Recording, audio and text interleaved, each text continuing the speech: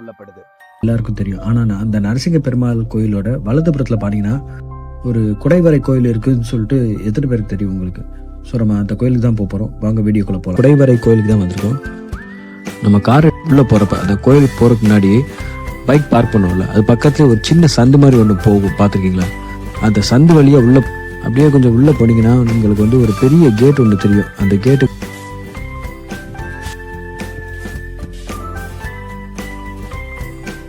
கல்வெட்டு இக்கோவில் திருப்பணி செய்யப்பட்டதை தெரிவிக்கிறது.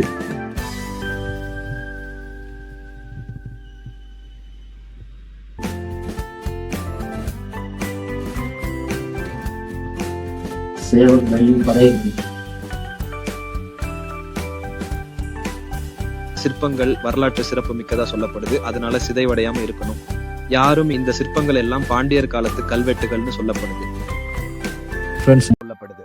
எல்லாருக்கும் தெரியும். ஆனா அந்த நரசிங்க பெருமாள் கோயிலோட வலதுபுறத்துல பாத்தீங்கன்னா ஒரு குடைவரை கோயில் இருக்குன்னு சொல்லிட்டு எத்தனை பேருக்கு தெரியும் உங்களுக்கு?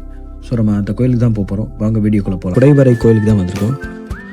நம்ம கார் உள்ள போறப்ப அந்த கோயிலுக்கு போறதுக்கு முன்னாடி பைக் பார்க் பண்ணுவோம்ல, அது பக்கத்துல ஒரு சின்ன சந்து மாதிரி ஒன்று போகும், பார்த்துருக்கீங்களா?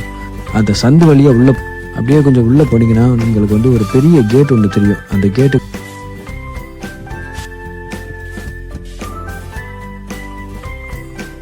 கல்வெட்டு இக்கோவில் திருப்பணி செய்யப்பட்டதை தெரிவிக்கிறது.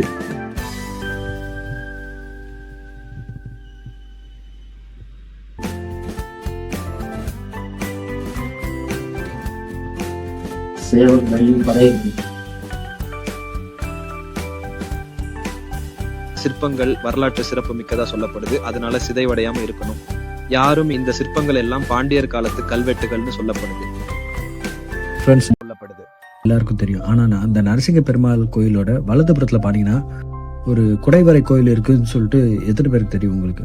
ஸோ நம்ம அந்த கோயிலுக்கு தான் போகிறோம். வாங்க வீடியோக்குள்ள போகலாம். குடைவரை கோயிலுக்கு தான் வந்திருக்கோம். நம்ம கார் உள்ள போறப்ப அந்த கோயிலுக்கு போறதுக்கு முன்னாடி பைக் பார்க் பண்ணுவோம்ல, அது பக்கத்துல ஒரு சின்ன சந்து மாதிரி ஒன்று போகும், பார்த்துருக்கீங்களா? அந்த சந்து வழியா உள்ள அப்படியே கொஞ்சம் உள்ள போனீங்கன்னா உங்களுக்கு வந்து ஒரு பெரிய கேட் ஒன்று தெரியும். அந்த கேட்டு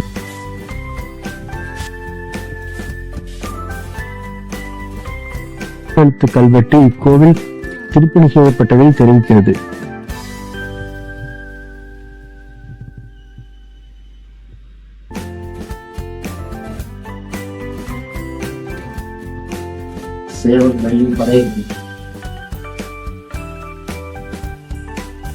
சிற்பங்கள் வரலாற்று சிறப்பு மிக்கதா சொல்லப்படுது. அதனால சிதைவடையாம இருக்கணும்.